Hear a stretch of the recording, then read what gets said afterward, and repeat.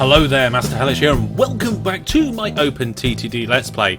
Now, before the final episode of building Hellishville, we're going to have a look at more of your submissions. So this one is from Storm, and Storm is at 10k in population. Now, whilst that's less than Hellishville, Storm's only in 2030, so a number of years yet to catch up on us. Hellishville looking really good, and we've got a few stations all around the outside here. You can see that they've kept the stations quite far out to make sure that everything is nice and clear away. We've got a couple that are closer in here, but these ones around here just need to be close enough to catch within what they're dropping off to. So this one down here, we've got some sort of shuttle service running through. I think it's we've got a fabrication plant making building materials. It's probably being dropped off, that hardware store. So it doesn't need to be in the town. The catchment area just means it has to hit the hardware store. So keeping them far out, really good idea. I can see that the money is pretty good on your game. I can see that you've got 2 billion in the bank, but I can see that you've not upgraded your entire network at the same time. Looks like you've kind of upgraded as you've gone along. There's some down here where we've got electrified rails for parts of the network. Up here we've got some monorail, and down here we've got some maglev. So it really does look like you are making the use of the different stages as they come along, but not necessarily going back in time to do it. And it depends on the reliability. I mean, if we look here, this one's reliability at the moment is 72%. Let's have a look. That's the current reliability, I believe. I want to know what the actual reliability is. So if we go to available trains and have a look at it's the Asia Star, that one. Okay, so maximum reliability is 85%. I'd definitely start looking at replacing that, but that is a personal preference. It will still run quite well. Lots of stuff going on here at this machine shop. It looks like it's taking in petrol, potentially. I don't know then if the farm supplies and engineering supplies are being used. Looks like they are. They're being taken back out along a different line. And looking at the lines, they're all very neat. They're very good corners on them. They're all got good long lengths. Very rarely is there something like this with a wiggle. The little wiggle. The little wiggles are what can cost you in time. We've got larger corners here, so you can see that as the train comes around, it looks like that train's going to clear that corner before it starts the next one, and that's what you really want to see as much as possible. Also, another good feature, a depot's off the lines, so you've got a slip that comes on and a slip that comes off. So there's lots of good techniques going here. A use of bridges, which technically aren't as good as tunnels, as I always say, but I'm always a person that uses lots of bridges myself. Now, this is a triple version of the double that I use a lot. So you can see that we've got 4 platforms here feeding from 2 lines. So the way that the trains split off here at this signal and then come through, you can have 2 trains moving at once or more in and out of this. Where if you did a standard terminus, I don't think we have a standard terminus around here. No, they're all more improved junctions. With this one, it's not quite as efficient as having separate blocks, but if you just want 2 lines going down into 6, that is a really good way of doing it. And I've just noticed it's not 6. There's an extra platform there, and there's a depot in the way there, so there's actually a dud platform. Interesting use of platforms and depots. So what else have we got going on around here? Well, we've got a lot of terraforming. I can see the terraforming of the land has gone on quite a bit. And for one of the first Let's Plays, where Punstone is still a small city. Which means probably the big one is, oh yes, there's Slanway. Massive Slanway there. Absolutely brilliantly big. And Wanborough's grown quite well. So those are the 2 passenger towns there. What have we got going on around here then? Well, not a massive amount. I mean, a lot of people have got kind of food networks or petrol networks in this sort of area. We've got big swathes of open land. So if we rotate around, you can see that we're bringing in things from quite far away. In fact, let's have a look at the world map, because it looks like the reach on this is quite reachy. So let's maximise that world map. Oh yeah, look at that. We're going from one end of the map almost completely to the other. So this is probably one of the widest spread maps I've seen. So instead of having lots of really densely packed stuff that's going to have lots of busy networks and stuff going down, look at all this. What's going on right down the back here? I mean, look at this. We're probably... It's a forest. There's a forest. There are a number of trains running down there. The ratings are excellent at that station. That's a little bit surprising, considering there isn't a train there. And I don't see a... Oh, there's a train. There are trains just left, and there's a train on its way not far away. Looks like it travels quite a distance down this line before getting anywhere. Not quite sure where the wood's going to, but... yeah, it's all going pretty well. You can see here, this junction's quite busy, and they've tried to keep the trains from having to cross each other at all, which is always a good thing on the junctions as well. But I'm really surprised that a lot of this hasn't been upgraded to MacLeod. Maybe he's one of those people that doesn't like to do it. Here's a good hub. We've got a lot of stuff going on around here. We're bringing in clay, wood and chemicals and making goods and manufacturing supplies. And again, we're working with terminus stations. Oh, there's actually a Ro-Ro down here. This is a Ro-Ro station. This is a Ro-Ro station with a dual in and a dual out. And it's an interesting way of doing the dual out because it actually allows the secondary out to use the primary out's line. Oh, actually, no, wait. It's a triple out. The first platform wouldn't be able to use the first out because of 90-degree turns, but it does provide an extra option for trains that want to use the depot. And if it doesn't want to use the depot, it's going to use the shortest route and not go past the depot. That's an interesting thing to think about when building multiple ways of trains being able to go and keeping the depots on the longer routes, because you don't want trains to go past depots unless they want to go past the depot. So overall, very good indeed. Nice network. Town size, I mean, it's growing now because the script has dropped off from the file transfer. But yeah, it's looking good. I'm really impressed with this one. It's just very neat and very efficient, so I like it. Let's look at the next one. And here we are with our second submission. This one is from Shawn, and straight away, the spiral-esque nature or square-esque nature of the roads around town is striking. Let's see what's going on here. So we are in 2050, so pretty much end game. 7 billion in the bank. That is a phenomenal amount of cash. And 33,000 in Hellishville. It's been growing brilliantly. Now I've noticed that some of the town roads are packed tighter around the inside there, but a lot of these paths and no, in fact, doesn't look like you've actually upgraded from electrical rails yet. Now, if we look in the menu here, you could actually do vactube. Let's unpause the game. There we go. So vactube is possible. And of course MacLeod. Again, you've got your depots off the main line. Interestingly here though, on the main line, your trains can go by, as we can see, but the depots haven't got the straight piece of tracking. That's a good technique because that is a forced depot. A train shouldn't really path through that depot. They do sometimes, and if you force a depot on a path where there's no other option, it also can cause problems. But if it's an optional depot, it's a good thing because it means trains won't use that route unless they need the depot, usually. We've got a lot of good label. Oh my goodness, look at this hub.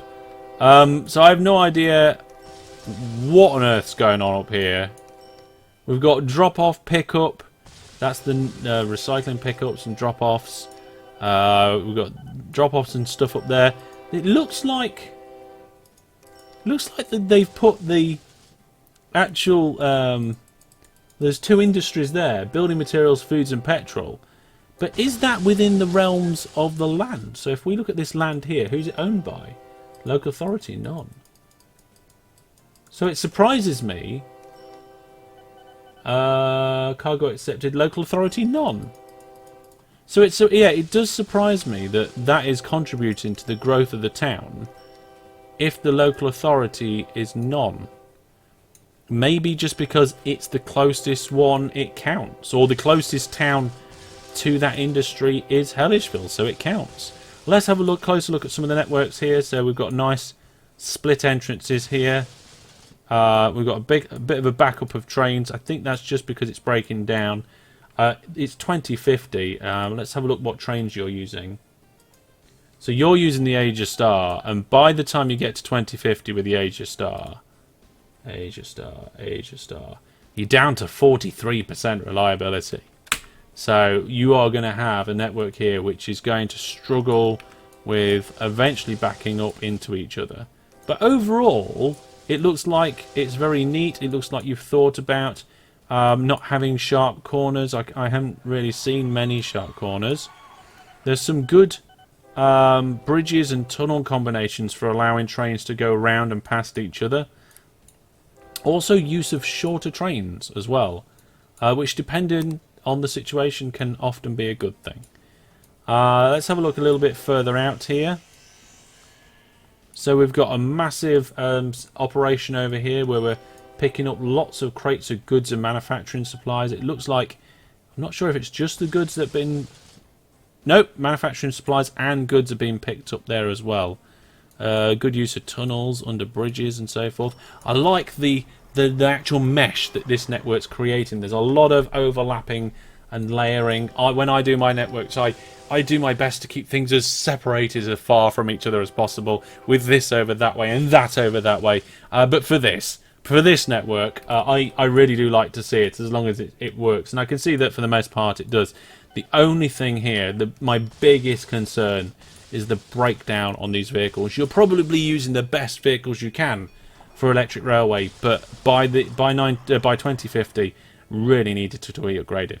So looking at the nearby towns, Punstone is growing, but not across the water like it has in many instances. You've got a good entrance going in and round and through. But overall, I'm impressed with a lot of efficiencies in the way the track's done. Again, it's quite neat, but it's quite meshed and interlaced. I like that. Look at this. Just look at the number of lines across that screen there, and all the platforms. That is a bit of a sight to behold. I really do like that.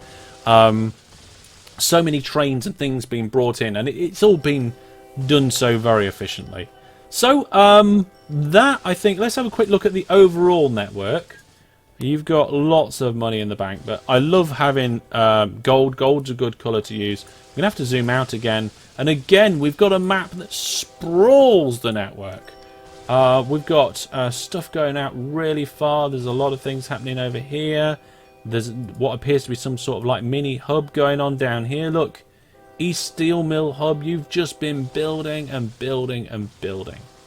Love it. Brilliant. Let's check out the next one. And the last one today, we're going to be looking at Bill's entry of Hellish City Transport, I think it was. Yes, Hellish City Transport. We've got an interesting number of things going on here, and I think with some good points to talk about. We're not hit a billion yet on the money, and we've already hit 10,000. But here's the interesting one. This game is only 1992. Bill's got a little way to go yet. So there's real room to grow Hellishville into a fantastically big town. However, there's some concerns. First of all, there's a big land height change along here.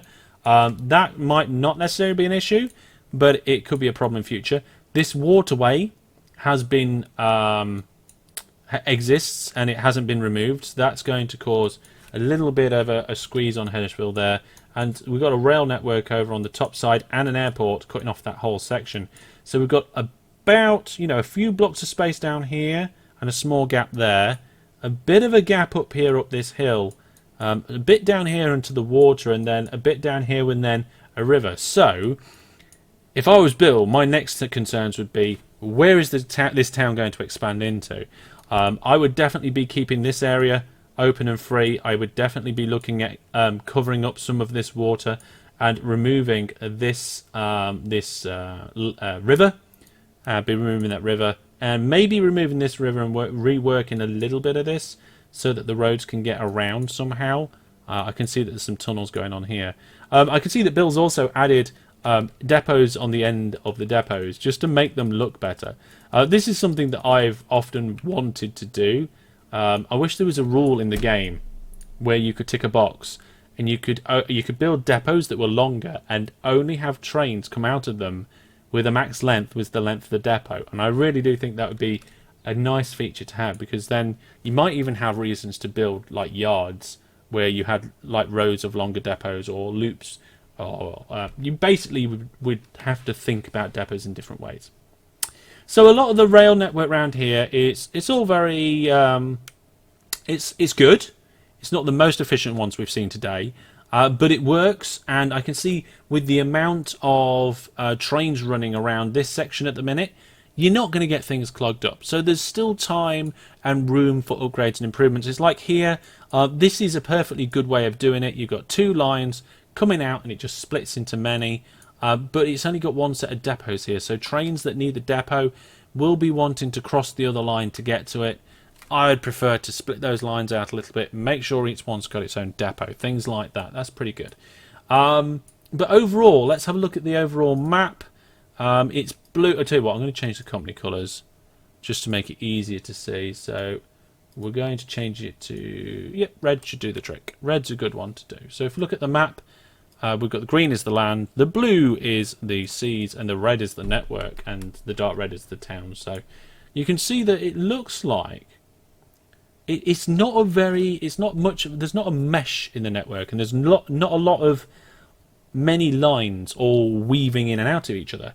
It seems that there's been a big focus on keeping trunk lines where things loop round and connect. Like up here, this attracts my eye. So up here we've got a line coming in, and we've taken the opportunity of a corner to stick a depot on, and then we come round and there's you can come off into this station here. Now trains from one of the lines won't be able to use the first platform because of 90-degree turns unless you've changed that game setting.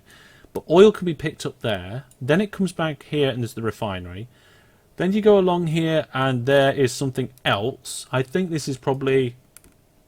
Is it supplies? Building materials? Where is that train going? It's going... No, wrong button. It's going to... Goods yard. Which presumably is further down this line, this wiggly line. There's the docks. So it looks like, yeah, I mean, there's a big heliport there for some reason. Well, you got a heliport. That's interesting.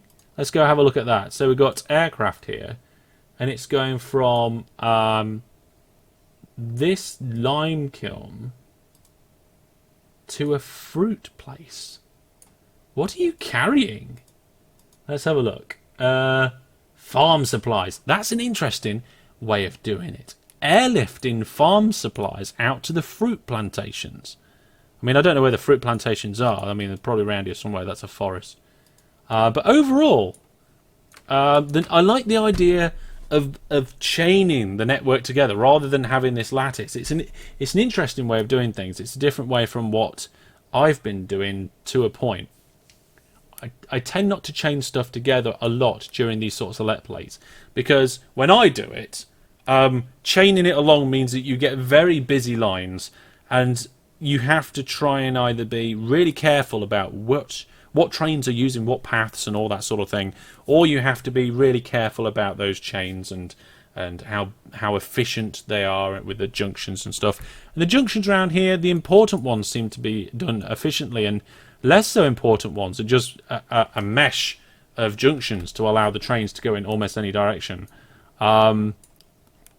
There's a couple of them here and there, and it may be that that's a good way of doing it, because this game was not necessarily about efficiency. It's about speed. It's about getting your tracks down, getting the service to where it needs to be, and just going for it. I mean, if you can get efficiency down as well, more power to you. Brilliant. And we've got lots of things going on here. So we've got what's going on? What's coming out here? Let's have a look. What we got waiting at the station? Food. There's food waiting at the station over here. There's a transfer going on. Presumably aircraft are bringing something in. Maybe the plant fibres or the wool, I'm guessing. I don't know what these aircraft can carry. Building materials. Okay. So I have no idea where that plane's going. Excuse me. Let me have a look at this one. Oh, that one's good. So that one's transferring goods around as well. So, nice big stations, nice big loops and lines and interesting ways of bringing things over. But like I said, still in 1992. At this stage of the game, I had messy junctions. I had lines where I didn't want them. I had things that I wanted to move. And I was nowhere near, at least I don't think I was anywhere near the 10k mark. I was still growing around, I think, the 5 or 6? No, 7 or 8? So, despite whether you've got some upgrading to do in this game, you've got plenty of time to do it, you've got plenty of money to do it, and you've got plenty of population to going on with at the minute. So you're doing very well. Well, there we go. It just goes to show that you can do something completely differently to somebody else and still do it very well and still achieve the objective. So thank you very much to everybody who has submitted your games. Do continue to send me them, because I'm going to be storing them off in a folder, and when I've got another batch of them, I might stick another couple of review episodes on the end of this series, past the official end of the regular episodes. But join me next time for that final episode that was streamed live across the internet. Quite a few people came along to see that, but this will be all for this episode. If you've got any thoughts, ideas and questions, please, as always, do put them down in the comments. And if you want to get hold of me, you can find out how to do so on my website, masterhellish.net, and have a look at Hellish Places. There you can find out where I am on the internet and how to contact me, and also the link to my new public Discord, where we're getting the chat going with all sorts of topics, including OpenTTD. I've been Master Hellish. I'll see you for the last episode next time. Goodbye.